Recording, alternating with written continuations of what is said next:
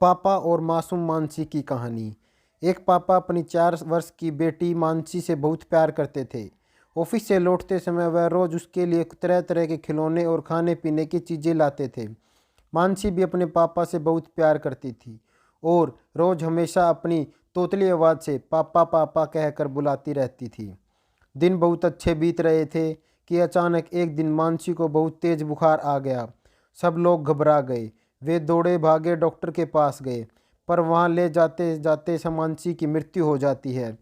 परिवार पे तो मानो पहाड़ ही टूट पड़ा और पिता की हालत तो मरने जैसे व्यक्ति के समान हो गई। मानसी के जाने के हफ्तों बाद भी उसके पापा ना किसी से बोलते ना बातें करते। वह हमेशा रोते रहते, यहाँ तक कि उन्होंने ऑफिस जाना भी छोड़ दिया और घर से बाहर निकलना भी बंद कर दिया।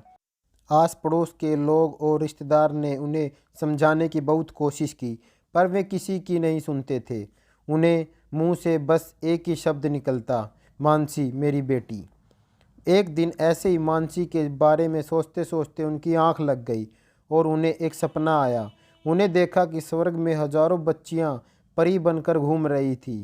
सभी सफ़ेद कपड़े पहने हुए थी और हाथ में मोमबत्ती लेकर चल रही थी।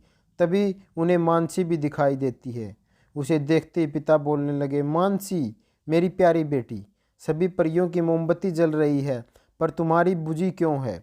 तुम इसे जला क्यों नहीं लेती हो?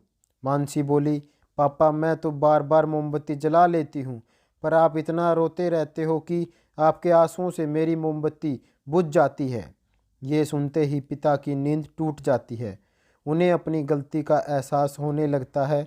वे समझ जाते हैं कि उन्हें इस तरह दुखी रहने से उनकी बेटी भी खुश नहीं रहती और वह फिर से सामान्य जीवन जीने की तरह आगे बढ़ने लगते हैं। दोस्तों, किसी भी करीबी के जाने का गम शब्दों में बयान नहीं किया जा सकता है, पर कहीं ना कहीं हमें अपने आप को मजबूत करके रखना पड़ता है और अपनी जिम्मेदारियों को निभाना पड़ता है। और शायद ऐसा ही मरने वाले की आत्मा को शांति प्रदान करता है। इससे कोई शक नहीं कि हम प्यार से करते हैं वे हमें खुश ही हमेशा देखना चाहते हैं अपने जाने के बाद भी।